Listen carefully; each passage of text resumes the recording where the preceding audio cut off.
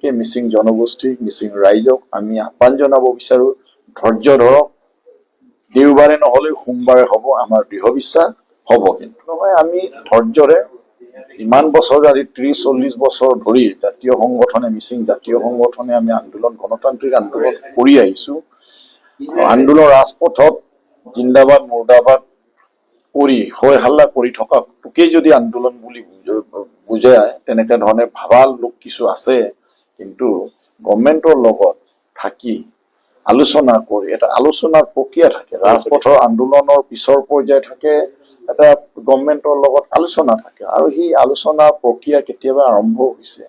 সেইকাৰণে আমি দেখি আছে কেনেকে অগ্ৰগতি লাভ কৰি আহিছে। এইটো এদিনৰ ভিতৰতে নহয়, ভিতৰুৱাকে আমাৰ বহুতখিনি কাম আগবাঢ়ি আছে, সেইটো বহুতে নাজানে। যেতিয়ালৈকে যেনেকে আমি আলি আই লৃগাংটোক লৈ বহুতবাৰ চৰকাৰৰ লগত আলোচনা বিলোচনা চলি এতিয়া এটা ইয়াৰ কালমিনেশ্যন আহিছে, ঠিক তেনেকেই 6th শিডিউল ইছ্যু মিৰি মিচিঙৰ ইছ্যু 29ৰ ভিতৰতে ইয়াৰ এটা সমাপ্তি ঘটিব বুলি আমাৰ বিশ্বাস আছে এই চৰকাৰত, আৰু দৃঢ়ভাৱে বিশ্বাস আছে। কাৰণ আমি ডক্টৰ অনুজ পেগুৰ দৰে এজন নেতৃত্ব পাইছোঁ, ভুৱন পেগুৰ দৰে, আৰু আমাৰ এইবাৰ সকলো ইউনাইট নৱদলেৰ পৰা আৰম্ভ কৰি ভুৱন গামৰ পৰা আদি কৰি, আৰু মুখ্যমন্ত্ৰী ডাঙৰীয়া লগতে আপোনালোকে লক্ষ্য কৰিছে আমি প্ৰাইম মিনিষ্টাৰ প্ৰধানমন্ত্ৰী নৰেন্দ্ৰ মোদী ডাঙৰীয়াক আমি মিচিং অঞ্চলত কেইবাবাৰো অৱতৰণ কৰাইছোঁ, আদৰণি জনাইছোঁ। ডক্টৰ হিমন্ত বিশ্বৰ পৰা আদি কৰি আমাৰ অমিত শ্বাহক, তেখেতসকলক আমাৰ মিচিং বেল্টত আমি আদৰণি জনাইছোঁ।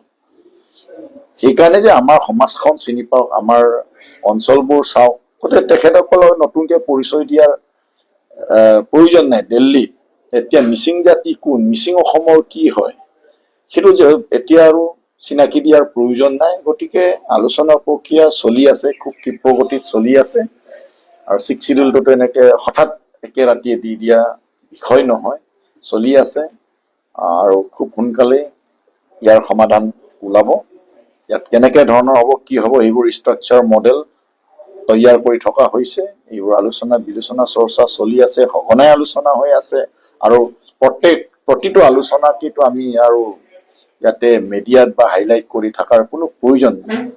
অনুভৱ আমাৰ দীৰ্ঘদিনীয়া দাবী, আলি আই লৃগাঙক গোটেই অসমত ধুবুৰীৰ পৰা শদিয়ালৈকে বন্ধ দিব লাগে বুলিতো এদিনীয়া দাবী নহয়, এইটো যোৱা 40 বছৰ ধৰি এই দাবী গণতান্ত্ৰিক দাবী হৈ আহিছিলে, কিন্তু কোনো চৰকাৰে আজিলৈকে গুৰুত্ব প্ৰদান কৰা নাছিলে।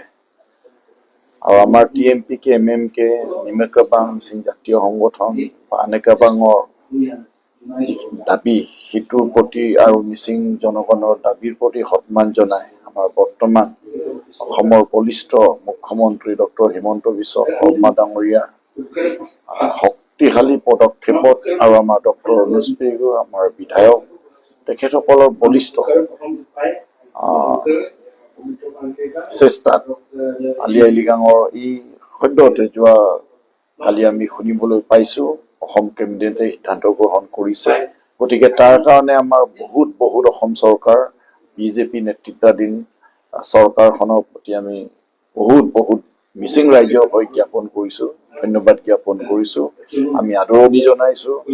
আৰু আমি মিচিং স্বায়ত্তশাসিত পৰিষদৰ তৰফৰ পৰা প্ৰথমে আমাৰ জাতীয় সংগঠনৰ নেতৃবৃন্দ সেই দাবীটো উচিত সময়ত উচিত পদক্ষেপ আৰু উচিত সময়ত দাবী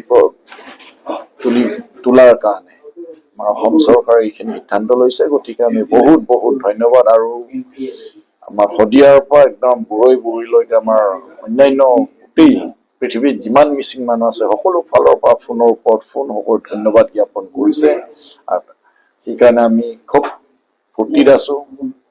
এতিয়া আমাৰ এটা দায়িত্ব হৈছে, চৰকাৰে যিহেতু স্বীকৃতি প্ৰদান কৰিছে, অনাগত দিনত অহা বছৰৰ পৰা আমি আলি আই লৃগাং খুব ধুনীয়াকে নিয়াৰিকে পাতিব লাগিব, যিহেতু এইটো আমাৰ সংস্কৃতি, আমাৰ জীৱন মিচিংসকলৰ জীৱন শৈলীৰ ওপৰত জড়িত। গতিকে খুব ধুনীয়াকে পাতিম অহা বছৰৰ পৰা, আৰু ভালকে পাতিম। আৰু অসমৰ মুখ্যমন্ত্ৰী ডাঙৰীয়াক অশেষ ধন্যবাদ জ্ঞাপন কৰিছোঁ।